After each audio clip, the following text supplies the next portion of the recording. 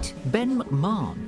Born as an English-speaking Australian, he now speaks fluent Mandarin and stars in his very own Chinese talk show.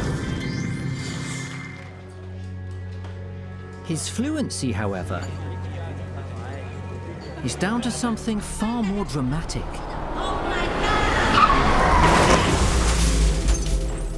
A car crash.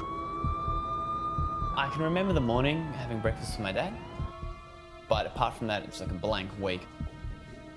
From what I understand, I was a passenger in the car, and a truck crashed into the side of the car. Ben was involved in a horrific collision which left him in a coma for a week. And when he woke up, things were very different.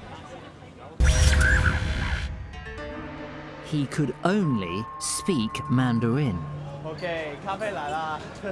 A language he studied at school, but by his own admission, he was never fluent. So what on earth had happened?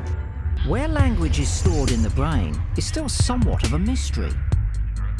But the area commonly associated with language is found in the frontal lobe of the left hemisphere, a region called the Broca's area.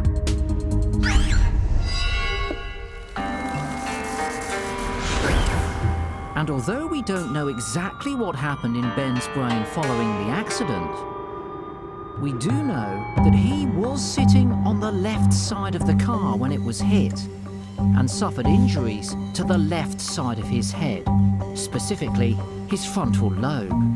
Experts believe that Ben's language switch could have been due to the damage to the Broca's area of his brain. We're still learning lots about why this phenomenon occurs when somebody speaks with a different language following a head injury or a stroke.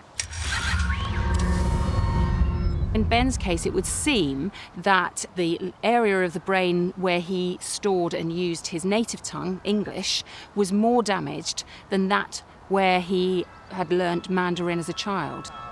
Unintentionally switching languages in this way is known as bilingual aphasia. And those with the condition can often find themselves suddenly better at their second language. Ben was now speaking Mandarin more fluently than he ever had before. So had his accident improved his language skills? Surely not. Once English was taken away from him, he could only use Mandarin. Access to that second language is improved because that's all that you've got available to you. Luckily for Ben, once the swelling on his brain had gone down, his English began to come back. Which should have meant that his days of speaking Mandarin were over. But fantastically, Ben kept his newfound fluency. It seems that this freak accident permanently unlocked the second language and changed Ben's life forever.